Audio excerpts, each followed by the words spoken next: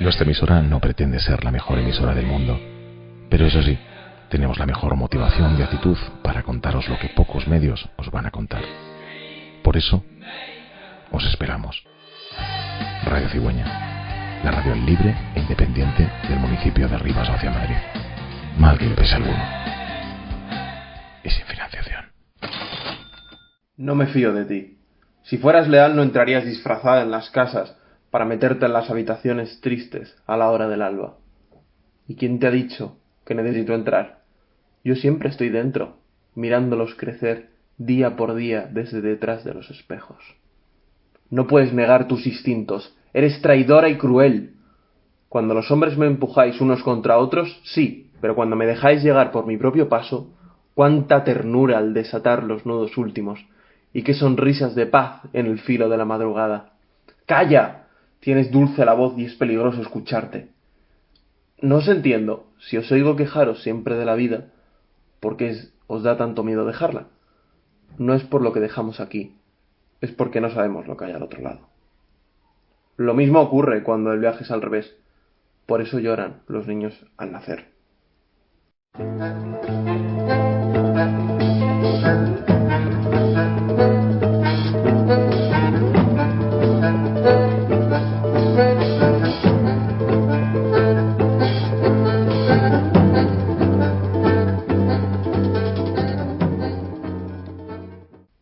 Buenas tardes, soy Álvaro Villanueva Álvarez y en esta tarde me encuentro solo, al menos de manera física, porque siempre estamos conectados en otro sentido, pero Luis está en otra parte, yo estoy en otra, porque digamos que pues hay que viajar en verano, es lo que tienen los veranos, hay que viajar, y el programa se está haciendo desde Valencia. Estamos aquí.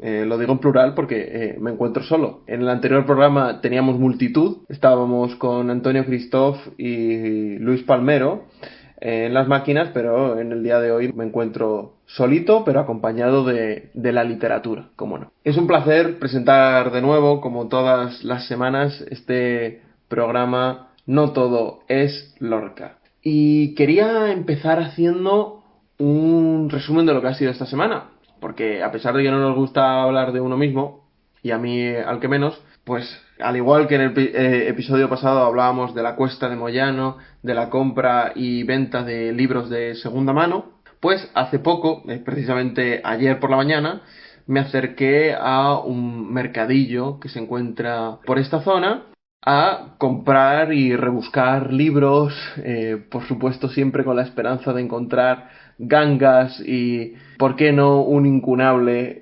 ojalá a precio de, no sé, de folletín, digamos? Y las nuevas adquisiciones, para comentarlas con nuestros oyentes, han sido La Enredadera, de Josefina Aldecoa. La Enredadera, que es una novela, esta edición es de Seix Barral en la colección Biblioteca Breve. Y bueno, Josefina Aldecoa sabemos que es la mujer que sería de Ignacio Aldecoa, del escritor, y que tuvo una serie de obras y que falleció hace no demasiado, en el 2011.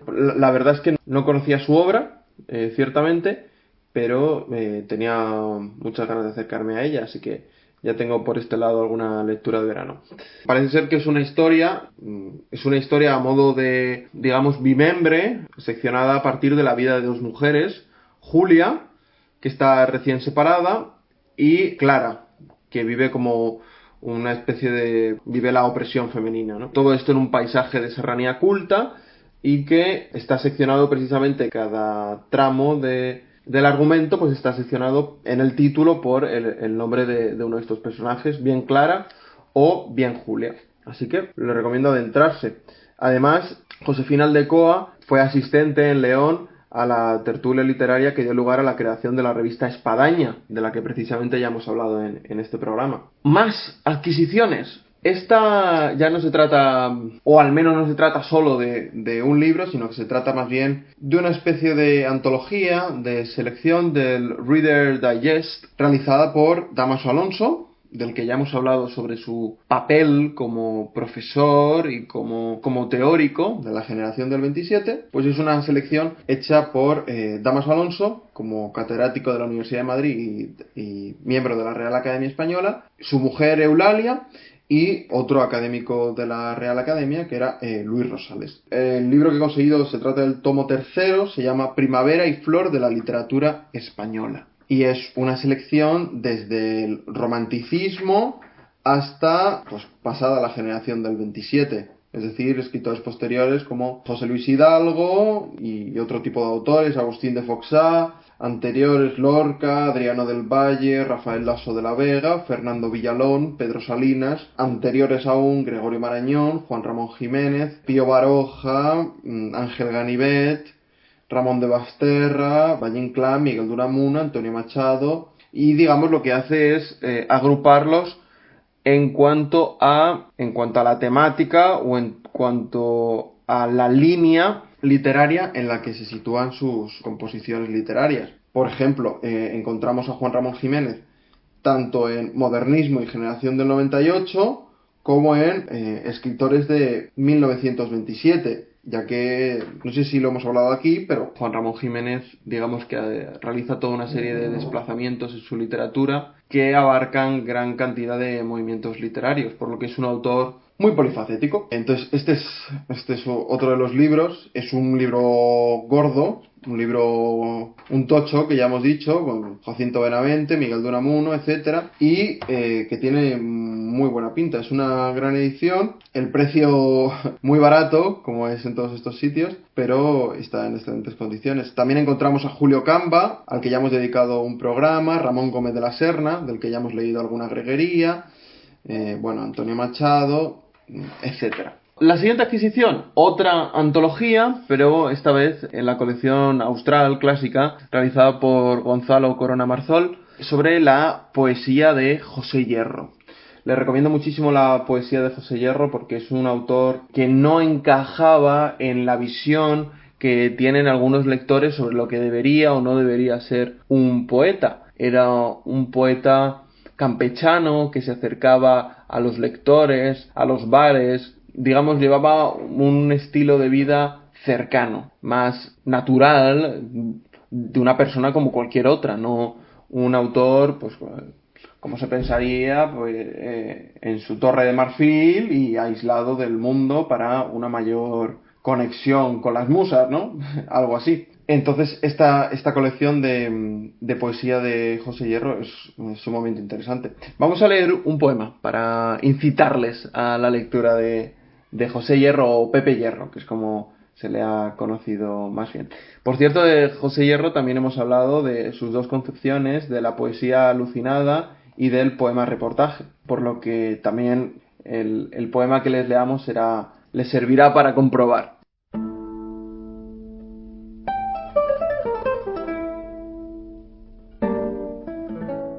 Pandereta de siglos para dormir al hombre preso en el corazón mudo del universo. Media manzana de oro para que el niño coma hasta sentirse eterno. Árboles, puentes, torres, montes, mares, caminos, y toda la deriva se irá desvaneciendo. Cuando ellos ya no vivan en el espacio libre, tú seguirás viviendo. Y cuando nos cansemos, porque hemos de cansarnos, y cuando nos vayamos, porque te dejaremos, cuando nadie recuerde que un día nos morimos, porque nos moriremos. Pandereta de siglos para dormir al hombre, media manzana de oro que mide nuestro tiempo. Cuando ya nos sintamos, cuando ya no seamos, tú seguirás viviendo. El poema, como algunos de ustedes seguro podrán intuir por este maravilloso lirismo y por las imágenes, esta pandereta de siglos se titula Luna. Está dedicada a este astro al que tanta simbología se le ha dado en la historia de nuestra literatura. El siguiente, y ya prometo que son los dos últimos, pero hay que aprovechar las ofertas en estos mercadillos, es un libro dedicado a algunas mujeres presas en la cárcel madrileña de Ventas y cómo viven esta historia silenciada las mujeres que perdieron la guerra. El libro Se titula La voz dormida, es de Dulce Chacón y está publicado en Alfaguara. No he leído hasta el momento nada de Dulce Chacón, pero es una escritora que desde luego creo que puede ser muy interesante leerla y acercarse a su literatura, así que uno en la literatura siempre tiene que estar abierto a autores de los que ha oído hablar, por supuesto, de Dulce Chacón, pero siempre tenemos que dar una oportunidad a pesar de los comentarios o de las opiniones que nos puedan llevar. Y el último de los libros, aunque sé que no es ni literatura española ni en español, es un librito de Hermann Hesse, el maravilloso autor alemán, si no me equivoco, o al menos en lengua alemana, de Hermann Hesse, el Premio Nobel de Literatura, en 1946, autor de Siddhartha, del Lobo Estepario, obra recomendadísima para todo tipo de edades. Y este es un libro que funciona un poco a modo de diario, tanto por la cantidad de contenido biográfico como por la fragmentación que realiza el autor. El libro se llama En el balneario, pero también incluye Viaje a Nuremberg. Y pues narra un día, él dice un día cualquiera, en un día de balneario, en el balneario de Baden-Baden, en Alemania, cercano a la zona de la Selva Negra. A pesar de lo que puedan pensar ustedes sobre que este programa iba a ir dedicado de nuevo a esta compra y venta de libros de segunda mano. Sin embargo, la cita que hemos dicho al principio del programa iba, por supuesto, orientada a una de nuestras mejores obras de la literatura, del teatro en español. Se trataba de un diálogo entre dos personajes de la obra La Dama del Alba, de Alejandro Casona, que es la obra a la que dedicaremos hoy nuestro programa. Se trataba de una conversación entre el abuelo y la peregrina. Veamos qué sucede con estos personajes. En fin, no creo que mi vida tenga ninguna importancia, pero puesto que usted se empeña y amistosamente, pues sí, digamos algo. Yo nací en un pueblecito, en una aldeita muy pequeña de Asturias, Besullo. Es una aldea de labradores, una aldea de pastores, de muy escasa cultura, de muy escasa vida, en la cual se cuentan muchas leyendas, muchos cuentos, muchas tradiciones y consejas viejas que parece que han influido bastante en mi teatro. También la atmósfera de Asturias, la niebla, el verdor y la melancolía de la lluvia parece que están presentes en mis obras. Por lo menos eso es lo que dicen por ahí. Yo creo que sí, algo hay de eso. Y después, esa tierra está muy viva en algunas comedias mías realizadas en América, especialmente en dos. Hay La Dama del Alba, que se desarrolla íntegramente en Asturias, y hay La Casa de los Siete Balcones, donde Asturias está presente, un poco esquinada, pero presente siempre. Y con respecto a su familia, ¿de dónde usted procede? ¿Qué nos puede contar? Es una familia de maestros. Mis hermanos, mi padre y mi madre, todos eran maestros. Yo he sido maestro también. Mi abuelo, en cambio, era herrero.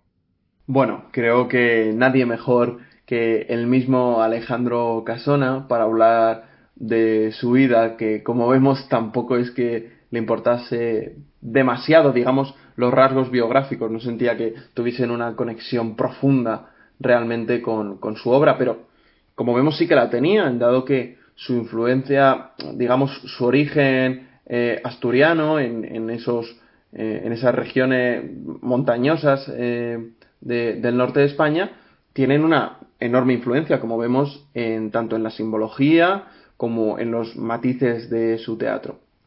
Por lo tanto, Alejandro Casona, pues como decimos, nace en Besullo, como él mismo nos ha podido comentar en esta entrevista que le realiza en 1962 el periodista argentino Hugo Ferrer.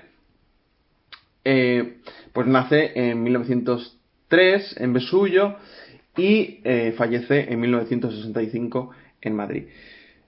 Casona fue dramaturgo y maestro, emparentado con la generación del 27. Su teatro, que recibió algunos premios como el premio Lope de Vega, entre otros muchos, aunque desde aquí queremos cuestionar la valoración que se le ha dado a su obra, pero bueno, no siempre se puede conseguir. Como hemos visto ya en este programa, no siempre los mejores autores reciben los mejores méritos. Esto es también cosa del lector y del mercado editorial que supone siempre la lectura, ¿no?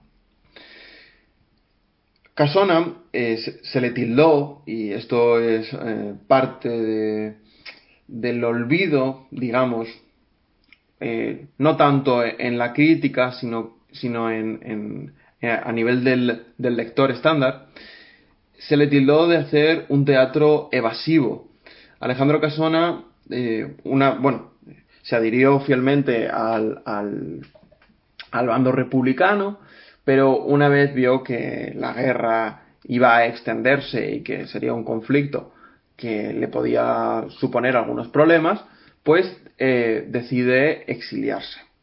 Su exilio, como muchos de los autores españoles en este momento, al principio fue en México,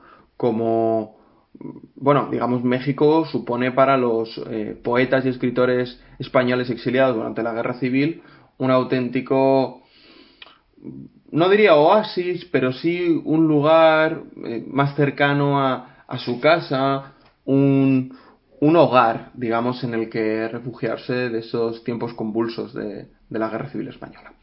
Al principio, como decimos, se exilia en México tras un éxodo a través de distintos países de Sudamérica y Centroamérica, como Costa Rica, Venezuela, Perú, Colombia, Cuba, y finalmente se establece en Buenos Aires, en Argentina, en 1939. Como decíamos, su obra se ha tildado de evasiva, dado que su línea estética se adhiere fielmente al teatro poético, aunque su vínculo y su estrechísima relación, tanto con motivos como formas, con Federico García Lorca es muy clara, vamos, sí. Sin embargo, él siempre dijo que ante estas acusaciones de un teatro evasivo, decía, por ejemplo: no soy escapista que cierra los ojos a la realidad circundante. Lo que ocurre es, sencillamente, que yo no considero solo como realidad la angustia, la desesperación y el sexo. Creo que el sueño es otra realidad tan real como la vigilia. Precisamente en sus obras, como hoy comentaremos en La Dama del Alba, un título, por cierto, muy sugerente, unen lo real y lo onírico en una especie de confusión lúcida, digamos. Es a través del sueño como pueden verse precisamente los motivos que él describe: esta angustia, esta desesperación, incluso el sexo, el trauma, el miedo, el asombro. Este tipo de temas habitualmente, también en otros autores, no solo en Casona, se muestran a través del sueño.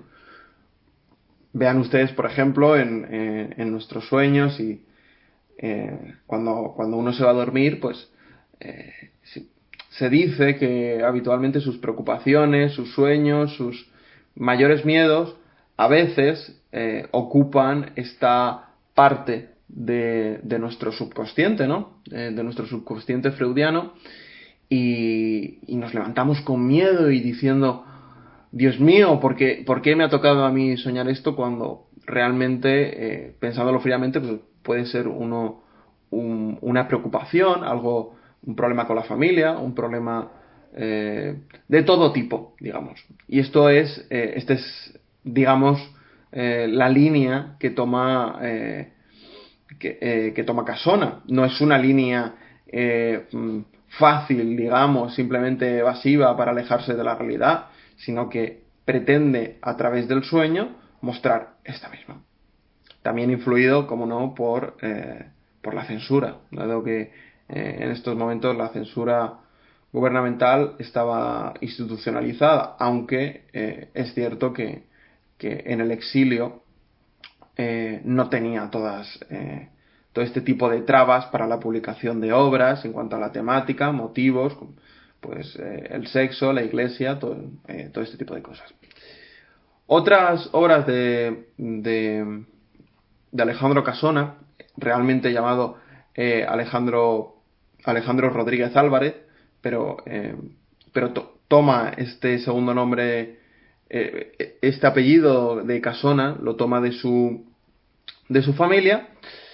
Otras obras, como decimos, son La Sirena Varada, también muy famosa, en 1934, El Misterio del María Celeste, Valencia, 1935, Otra vez el Diablo, 1935, Prohibido suicidarse en primavera, ya en México, 1937, Romance en tres noches, en 1938, Sinfonía inacabada, en 1940, en Montevideo, Las tres perfectas casadas, Buenos Aires, 1941, y La Dama del Alba, Buenos Aires, 1944, además de la publicación de otras muchas obras en Buenos Aires, como Siete gritos en el mar, Los árboles mueren de pie, La barca sin pescador, La casa de los siete balcones, que también tuvo mucha fama y es de la que nos ha hablado el mismo autor, o Carta de amor de una monja portuguesa.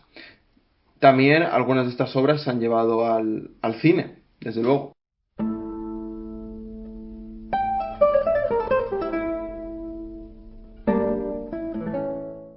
Tus nietos tuvieron la culpa. Me contagiaron su vida un momento y hasta me hicieron soñar que tenía un corazón caliente. Solo un niño podía realizar tal milagro. Mal pensabas pagar el amor con que te recibieron. Y pensar que han estado jugando contigo. ¡Bah! Los niños juegan tantas veces con la muerte sin saberlo.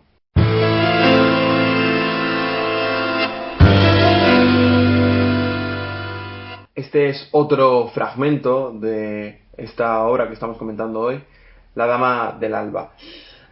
Vamos a pasar a comentarla. Pero antes es necesario recordarles, creo que esto ya lo vimos, sobre las misiones pedagógicas. No recuerdo bien si lo vimos ya en episodios anteriores, por lo que voy a recordarlo de cualquier modo.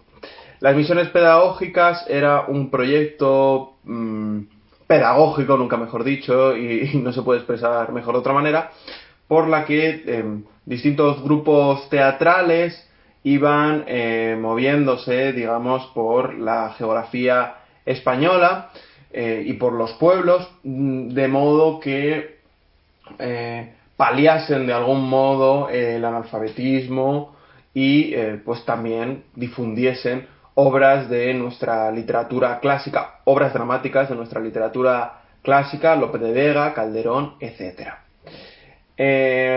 Federico García Lorca participó en este tipo de misiones con su teatro de La Barraca, quizás más famoso que este que les vamos a comentar, pero Alejandro Casona también lo hizo. Fue nombrado por Manuel Bartolomé Cosío, director, junto con Eduardo Martínez Torner, de este teatro ambulante o coro y teatro del pueblo, que es como se llamaría lo que podríamos equiparar con el teatro de La Barraca lorquiano. Este grupo se movería entre 1932 y 1935, como decimos, con por parte de la España profunda, pues llevando a escena piezas breves del teatro clásico español. Y también relatos famosos de la literatura española, como Sancho Panza en la Ínsula y Entremés del Mancebo, que se casó con mujer brava. También adaptó otras obras de la literatura universal. Casona, como decíamos, también recibe merecidamente algunos premios durante su carrera literaria. Por ejemplo, en 1932 consigue el Premio Nacional de Literatura por Flor de Leyendas. Al año siguiente también se le concede el Premio Lope de Vega del Ayuntamiento de Madrid, entre otros premios, ¿no? Como decíamos, y pasando ya al comentario propiamente de la obra de La Dama del Alba. Advierto, este plural inclusivo siempre, que este análisis contiene algún spoiler, ¿no? Pero bueno, creo que para tratar en profundidad una obra conviene hacer algunos adelantos de su contenido, ¿no? Por supuesto. La Dama del Alba es una obra en 4 actos, cuyos temas principales pues, son la muerte, la pérdida y el duelo, el amor, el amor especialmente de la familia, pero no solo, y el deber social frente al deseo personal. Estos son los temas que podríamos resumir como propios de la Dama del Alba. Los personajes que nos encontramos son la peregrina, de la que ya hemos, o al menos a la que ya hemos puesto voz en este programa, la madre, que es esta madre de familia, pero está marcada por una pérdida, que ahora comentaremos. Martín, que es el yerno de la madre, viudo de Angélica, hija de esta madre sin nombre, así se llama este personaje en la obra. Adela, que es una joven que intentó suicidarse y que es acogida por la familia. Telva, que es una criada sabia, también algo picarona y protectora, y los niños, que son digamos que son el motivo infantil frente a la dureza de algunos motivos de la obra, de este drama poético que se sitúa, como decíamos, en una aldea asturiana, en un tiempo o en una cronología atemporal, sobre todo el espacio rural, la reflexión simbólica, todo este tipo de cosas. En el acto primero, en una casa típicamente rural asturiana, pues la familia vive marcada por la desaparición misteriosa de Angélica, la hija que desapareció 4 años atrás. La madre mantiene un luto muy riguroso y prohíbe absolutamente tanto a los hijos como a los miembros de la casa hablar de Angélica. Y durante la noche llega una peregrina que pide alojamiento a la casa. Los niños la reciben con simpatía, y como un niño recibiría a un extraño, ¿no? Intentando acercarse a él, pero su presencia despierta sospechas en la criada, en Telva. El abuelo, hay un momento en que descubre cuál es la verdadera identidad de esta peregrina misteriosa que llega a su casa por la noche. Es efectivamente la muerte, o al menos es un símbolo de ella, pero aquí, en este caso es la parca, literalmente. Viene a llevarse a algún miembro de la familia, según intuye el abuelo. Ella, en cambio, le confiesa que venía a llevarse un alma, como decíamos, pero algo falla en el destino y en su objetivo de conseguir esto, y no puede cumplir su misión. La muerte, lo que es la muerte de Adela, una joven que, como decíamos, iba a suicidarse en el río. Martín la rescata sin saberlo y Adela es acogida en la familia como una hija. Un poco, y no solo un poco, reemplazando la figura de Angélica, tanto por su parecido físico como por el tipo de sentimientos que despierta en los otros miembros de la familia, por su ternura, entre otros motivos. Entonces digamos que es el parche de la pérdida por Angélica. Adela se adapta pronto a la familia y va ocupando, como decíamos, su lugar, cuida a los niños, trabaja en casa y se enamora de Martín, quien también empieza a sentir por ella. La madre al principio se resiste, pero poco a poco acaba aceptando a Adela como una nueva hija. Mientras tanto, la peregrina reaparece. Debe regresar pronto para llevarse a quien el destino dictó desde un primer momento y cuyo objetivo no pudo llevar a cabo entonces. En el acto cuarto y final regresa un viajero y trae noticias. Resulta que Angélica vive, pero se fugó con otro hombre el día de su boda. Es decir, nunca murió en el río, como todos creían. Y entonces la peregrina se le acerca y le dice que es hora de cumplir su misión. Así que le ofrece a Angélica una muerte piadosa para que su familia conserve un recuerdo idealizado de ella. Así, esta vez, y de verdad, Angélica se lanza al río. No sé cómo habrán podido seguir nuestros oyentes este resumen muy sintético de todo lo que sucede en este drama poético y simbólico, pero es una obra, es una pieza desgarradora. Es el sufrimiento de la madre, el sufrimiento de una madre ante la pérdida de una hija y luego el darse cuenta de que efectivamente sí que estaba viva. Por lo pronto, además de, digamos, el juego que hace Casona con la imagen de la muerte y del abuelo. Precisamente en el diálogo que antes leíamos, ese diálogo, el abuelo cree al comienzo que va a ser él el que tenga que partir con la peregrina, con la parca, hacia, digamos, cruzar con Carontes ese paso por la laguna Estigia, pero no, se sorprende, luego pregunta por sus hijos, por si son los pequeños los que tendrán que marcharse, pero tampoco, ¿no? Entonces, ese encontrarse de cara con la muerte también es un juego del que se aprovecha mucho la obra de Casona. La obra, en fin, plantea una visión consoladora, pero también poética de la muerte, en la que el río simboliza el paso entre estos dos mundos, ¿no? Entre la vida y la muerte. Casona es un autor que, como decíamos, ha quedado algo apartado, como todos los autores que intentamos ver, quizás no todos los que hemos tratado en estos episodios, pero sí que, digamos, su papel, pues, por esa forma que se le ha tildado de teatro evasivo, en el que los personajes, y esto es cierto, algunos de sus personajes son planos, tienen poca profundidad. De hecho, cuando mejor crea y profundiza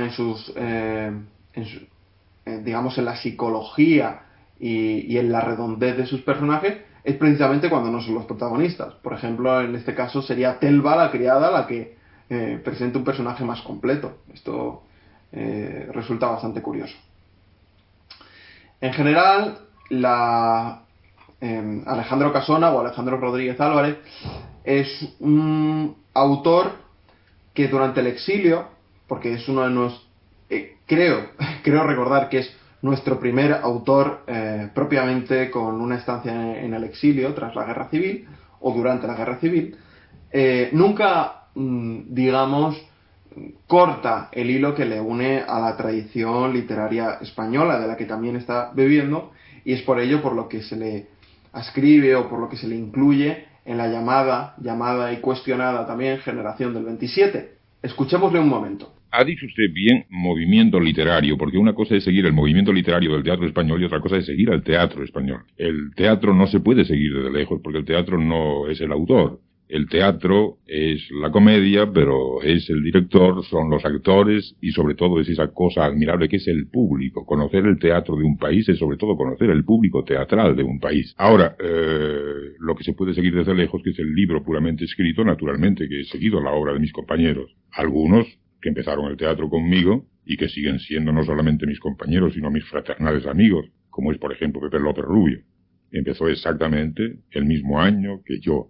De los nuevos, de los posteriores a nuestra generación, estimo muy altamente a Buero Vallejo y a Alfonso Sastre, cada uno de una manera distinta, por motivos distintos, pero me parecen dos figuras muy importantes de la nueva dramaturgia española. Como vemos, las declaraciones que hizo Casona, también en la misma entrevista que comentábamos con Hugo Ferrer en 1962, pues presenta una imagen más completa del teatro, que frente a otros géneros, a otras composiciones literarias, hay otras figuras que son importantes en su creación y en su representación, que es precisamente lo que se distingue de, por ejemplo, la novela o de la poesía, aunque también como el suyo puede haber un teatro poético.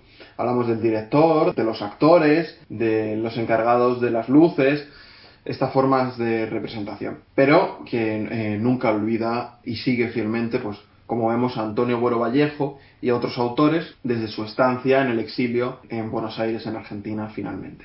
Esto ha sido La Dama del Alba y Alejandro Casona. También hemos hecho un breve recorrido por algunas lecturas o al menos adquisiciones propias por estos mercados y mercadillos que son realmente interesantes. Por cierto, les recordamos que revisen antes de comprarlos e introducirlos en sus librerías todos los libros que compren de segunda mano, ya que estos, si incluyesen, digamos, larvas de polilla o otro tipo de insectos que pudiesen haber deteriorado el papel de los libros que adquieren y los introducen en su biblioteca, pues pueden acabar fácilmente con algunos libros de valor, si es que lo tienen, deteriorados sin saberlo, porque al fin y al cabo uno mete los libros en sus estanterías y no sabe cuándo los va a volver a sacar si no es para leerlos, porque el hecho de limpiarlos, digamos que es un poco más tedioso y menos divertido que leerlos. Les recordamos que nos sigan en redes sociales con el nombre No Todo es Lorca o No Solo Lorca. La próxima semana tendremos de invitado a José Luis Morante, un poeta amigo con el que disfrutaremos de un diálogo muy muy interesante sobre su nuevo libro de poemas sobre haikus, esta estrofa japonesa, y será un verdadero placer tenerle con nosotros. Esto ha sido No Todo es Lorca. Muchas gracias por prestarnos su oído hoy, martes 24 de junio. Esperemos que estén teniendo unas buenas vacaciones o al menos que quede poco para conseguirlas. Un saludo y hasta el próximo programa. No todo es Lorca. Radio Cigüeña, la radio de tu pueblo.